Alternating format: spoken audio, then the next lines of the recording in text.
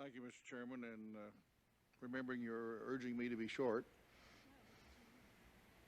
Just asking. Asking. I took that as urging. This panel's been good. General, Mr. Berger, you bring a lot of expertise and a lot of expertise to what we need to talk about and experience, and we appreciate it very much. I got a couple things I would like for you to comment on. Start off with you, Mr. Berger. During your tenure with, was the NSC worried about the nightmare described in Mr. Lake's book of terrorists' access to weapons of mass destruction? In particular, were you concerned about loose nukes falling into the hands, and would you comment about it? This was a very serious concern. In fact, in 1999, the President gave a speech to the National Academy of Sciences talking about this as the great looming danger. And he asked the Congress for $1.4 billion, most of which you appropriated, for money that provided for research, vaccines, that we had the CIPRO stockpiles because we got started then. We started to train first responders. Obviously, much more needs to be done, much more needed to be done. But this was a particular preoccupation of the President. And if you read Judy Miller's very good book called Germs, New York Times reporter, hardly a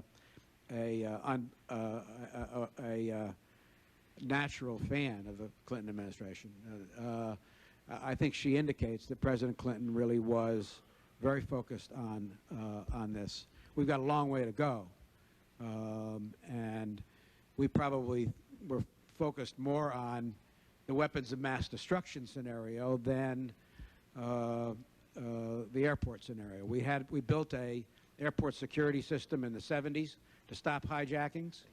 It by and large stopped hijackings. The only hijacking that took place in the 90s before 9/11, as far as I know, was a disgruntled FedEx pilot who took a FedEx plane in Memphis and flew it to San Jose. So, in fact, it appears that that airport security system had atrophied more than the people running it had known. But we were very much focused on the WMD threats.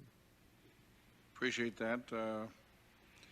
Some have criticized the administration's missile strikes against bin Laden 98 as ineffective, inadequate. And could you comment, why didn't the Clinton administration in 2000 or 2001 launch a combined military effort, something like what we've done after September 11th? Congressman, I don't think that that was feasible before 9/11. Let's remember that in all of the Clinton administration, 67 Americans have been killed by terrorism. That's 67 far too many. 12 in Africa. But it's an order of magnitude different than what happened to us in 9/11. I don't think there was anybody up here calling for an invasion of Afghanistan. I don't think there was anybody in the press calling for an invasion of Afghanistan. I just don't think that was something we would have had diplomatic support. We would not have had basing support. And so I don't think the kind of full-scale war that we've seen since 9/11 was feasible, unfortunately, before then. I would like for both of you to comment, if you would, on just based on your experience, both of you years around the White House, how difficult will it be for the Bush administration to maintain the focus and urgency of war on terrorism with our allies, the American people, and with government personnel, many of whom seems to me, are pretty well stretched at this point? General, you want to go first? You've been inspiring troops for a long time. It is. It'll be very difficult. It'll be especially difficult if there are no more terrorist acts for a while. Because you can already see us slipping back into business as normal. I think part of the job of any president is to keep the people motivated, keep them stirred up, keep the issues before them, and I think so far the president has done a good job. But the difficulty of keeping us focused will increase the more time that passes without any additional attacks. Well, understandably so. The the efforts on the war on terrorism is very, very important, no question about it. None of us disagree on that.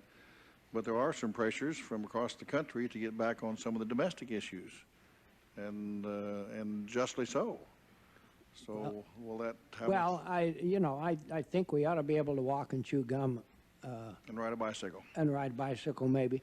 But keeping attention on terrorism is first of all, the president has declared it the #1 mission of the country. Secondly, it's not glamorous. You can't read the reports like you could in World War II of how the battle line changed over the last 24 hours and so on. There are lots of things, lots of times when you'll be absolutely quiet, and then as we have in the last few days, we've caught a few people, and there will be an upsurge. But this is not a war that the press will be glued to keep the American people up for it. And so the administration will have to serve that role. Congressman, I can just add one thing. I think the president is right in saying rather periodically we are going to be attacked again. I think Secretary Rumsfeld's right. I support Secretary Ridge in doing the same thing. It's always a very difficult balance. How do you warn without creating anxiety? How do you tell people to be alert and go shopping? But the fact of the matter is, Congressman, we are going to be hit again. And it is something the American people do have to be reminded of continually, so that they will demand that these problems get addressed, that we learn from what happened, that they are not inert in their daily lives, but they're alert in their daily lives. So I think the president's doing the right thing by saying from time to time, we're going to be attacked again. That is true. And that's part of maintaining a concentration and focus of the American people. And we ought not, in my judgment, to be dismissing that as alarmism. Thank you. Moving here to another point, General Scowcroft, through your long career, you've witnessed a number of strategic surprises that result in dramatic shifts in the international relations environment. The rapid fall of the Soviet bloc, the end of the Cold War in '89, Saddam Hussein's invasion of Kuwait, discoveries in '91 about his development of mass destruction weapons, and others. Is there, in your mind, do you have, give us your thoughts, is there some common characteristic to the way our government does intelligence and strategic analysis that leads us to missing dramatic paradigm shifts such as these? That's a really tough question to answer. I don't know. I'm not aware of it. One of the real problems is that if you start to look far out and anticipate contingencies and bring those to the decision makers, they say, don't bother me with something 10 years, I got something 10 minutes away. It's very hard, or he'll say, well, that's a possibility, but I've got 10 others that are just as likely. It's very hard to do long-range planning, and I've been involved in it both in the military and the NSC, which supposedly is supposed to do that. It's incredibly hard to do it and integrate it into a government which primary job is putting out fires as a practical matter. Congressman, let me just add one perspective on this. I think there's information and there's context. And I think often the problem is the failure to understand the context, which is why I said in my remarks how important it is to build up the analytical side as well as the collection side and to bring outside experts in. Why did we not see the Holocaust coming when you can look back now and see plenty of signs? Why did we not see the Khmer Rouge coming in Cambodia, even though there were telltale signs? Why did we not see in the 80s Saddam likely to invade his neighbor after what he had done to the Kurds? Why did we not see, why did the greatest experts on Yugoslavia not understand that the breakup of Yugoslavia would lead to rabid nationalism and wars against humanity? Those were only partly failures in information. They are generally failures of understanding and context, and I think we always have to wrap the question of information, finding that needle in the haystack, with understanding the haystack. Do you have suggestions how we might Yes, take a step? I think we live in a world, Congressman, in which expertise increasingly does not exist in the government.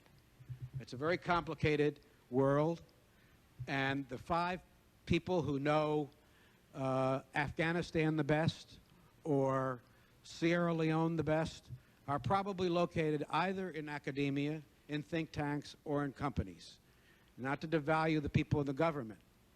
So we have to find a way, in my judgment, to integrate the expertise that exists on the outside with the information that exists on the inside. I suggested some kind of, we tried this with the National Intelligence Council once under Joe Nye. I think it was a good experiment.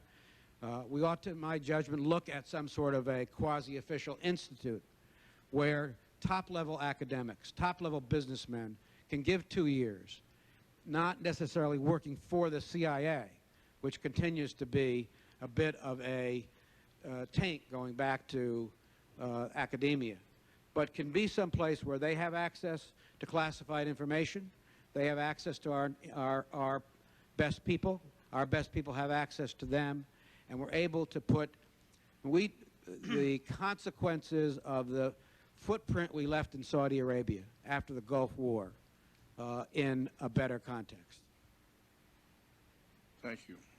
General, I am informed that in the early 90s, when intelligence began to make clearer the threat of nuclear proliferation, while you were at the White House, you once considered creating a non-proliferation agency to focus on addressing the threat.